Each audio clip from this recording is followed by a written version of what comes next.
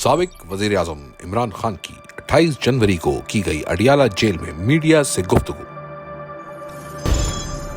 Form 47 کی حکومت تو صرف ایک کٹ پتلی ہے جو اسٹیبلشمنٹ کی رضامندی کے بغیر ناشتہ بھی نہیں کر سکتے۔ یہ حکومت جوڈیشل کمیشن کے قیام سے راہ فرار اختیار کر رہی ہے کیونکہ اس کے دل میں چور ہے۔ 9 مئی اور 26 نومبر کے سانحات کا حساب لیے بغیر ہم آگے نہیں بڑھ سکتے۔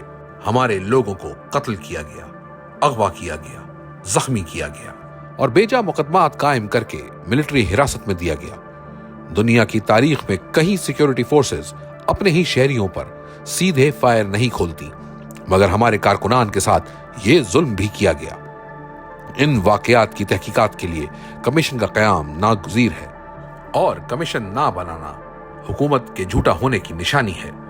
یہ ہمارے خلاف پروپیگنڈا کرتے تھے کہ ہم مذاکرات کی میز پر بیٹھنے کو تیار نہیں، مگر حقیقت یہ ہے کہ جب ہم ملک کی خاطر مذاکرات کے لیے آئے تو یہ کمیشن کا مطالبہ سنتے ہی دم دبا کر بھاگ گئے، کیونکہ ان کی نیت میں کھوٹ ہے۔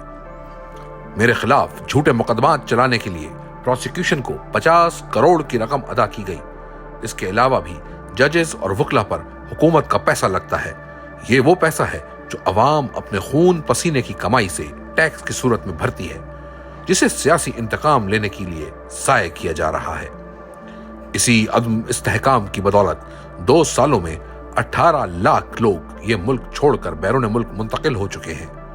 یہ المیہ ہے کہ ہمارا نوجوان بے روزگاری اور لاقانونیت سے مایوس ہو کر باہر جا رہا ہے، مگر کسی کو اس کی پرواہ نہیں۔ پاکستان کی تمام ایجنسیوں کو تحریک انصاف کو کچلنے کے کام پر لگایا گیا ہے تاکہ 8 فروری کو اس ملک کی عوام کے مینڈیٹ پر جو شب خون مارا گیا وہ سامنے نہ آ سکے۔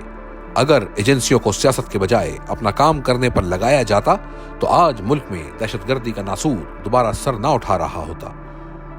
یحییٰ خان پارٹ 2 اور کٹھ پتلی حکومت مجھ پر جھوٹے مقدمات کا جواز بنا کر مجھے جیل میں رکھے ہوئے ہے۔ القادر کا مقدمہ بھی بھونڈا ہے اور توشہ خانہ کا مقدمہ بھی۔ میں موجودہ چیئرمین نیب اور جج ناصر جاوید، جس کی کارکردگی سپریم کورٹ کے فیصلے میں سب کے سامنے ہے، کے خلاف اس معاملے پر قانونی چارہ جوئی کروں گا۔ نیب کا مقصد پاکستانی عوام کا لوٹا ہوا پیسہ واپس نکلوانا ہے، نہ کہ سیاسی انتقام کی غرض سے اسٹیبلشمنٹ کا آلائے کار بننا۔ ہائی کورٹ کی نئی تقرری جج راجہ منہاس کو توشہ خانہ 2 کی اپیل کا کیس تھما دیا گیا، جس پر مجھے شدید تحفظات ہیں۔ اس کی وجوہات یہ ہیں کہ سب سے پہلے تو ارشد منہاس کا سگا بھائی 9 مئی کے مقدمات اور GHQ حملہ کیس میں میرے خلاف وکیل اور پروسیکیوٹر ہے۔ راجہ منہاس ایک ایسی ترمیم یعنی 26ویں آئینی ترمیم کی بابت جج بنے ہیں جس ترمیم کو ہم سرے سے مانتے ہی نہیں۔ یہ کٹھ پتلی، نامکمل اور جعلی پارلیمان کی جانب سے منظور کی گئی ایک غیر آئینی اور غیر قانونی ترمیم ہے۔ اس ترمیم کو ہم نے سپریم کورٹ میں چیلنج بھی کر رکھا ہے، لہٰذا ان کو ہمارا کوئی بھی کیس اصول کے مطابق سننا نہیں چاہیے۔ توشہ خانہ کے معاملے پر ہائی کورٹ کے سینئر ترین جج صاحبان اپنا فیصلہ دے چکے ہیں، جس میں 6 ایک دوسرے سے منسلک معاملات تھے۔ ان سینئر جج صاحبان کے فیصلے کے بعد سب سے جونیئر جج کا اس کیس کو سننا نہیں بنتا۔ راجہ منہاس کی تقرری ایڈ ہاک بنیادوں پر 26ویں آئینی ترمیم کے بعد ہوئی ہے، اور چونکہ ان صاحب کو مستقل نوکری اس حکومت کی مرضی سے ملے گی جسے ہر حال میں مجھے پابند سلاسل رکھنا ہے، لہٰذا یہاں مفادات کے ٹکراؤ کا نقطہ بھی سامنے آ جاتا ہے، جس کی بنیاد پر راجہ منہاس کو توشہ خانہ کیس سے اصولاً اور اخلاقاً الگ ہو جانا چاہیے۔ القادر کے معاملے میں لندن کی عدالت کا فیصلہ بھی سامنے آ چکا ہے، جس سے واضح ہے کہ یہ رقم حکومت نہیں بلکہ سپریم کورٹ کے اکاؤنٹ میں آنی تھی۔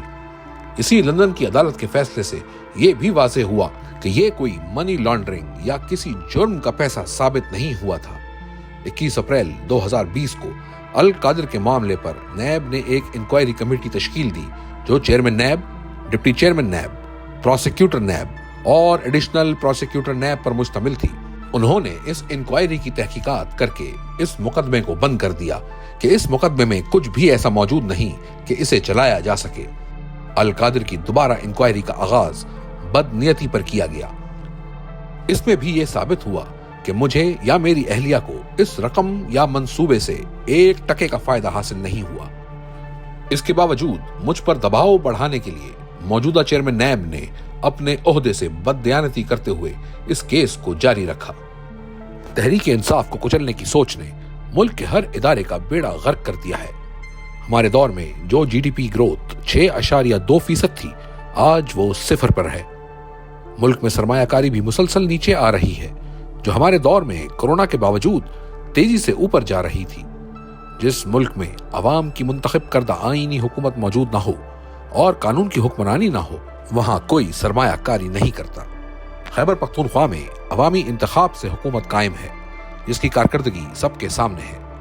کے پی کے اس وقت واحد صوبہ ہے جو خسارہ نہیں کر رہا بلکہ سرپلس میں ہے۔ خیبر پختونخوا حکومت فلاحی ریاست کی طرز پر اپنے منصوبے چلا رہی ہے۔ وہاں صحت کارڈ بحال ہے۔ ملک کو 1100 ارب کا ریونیو ملنا تھا، مگر ان کی جانب سے کی گئی نیب ترمیم کے بعد ہمیں وہ نہیں مل سکا۔ انہوں نے یہ ترمیم صرف اس لیے کی تاکہ نواز شریف سمیت پورے خاندان کے کیسز معاف ہو سکیں۔ پاکستان جب تک مافیا کی جانب سے کی گئی ڈیلوں کی بدولت دائروں کے سفر سے نہیں نکلے گا، ترقی اس ملک کا مقدر نہیں بنے گی۔ حقیقی آزادی کے لیے پاکستان کے ہر فرد کو تحریک انصاف کا ساتھ دینا ہوگا۔ نوجوان اپنے آپ کو خوف سے آزاد کریں۔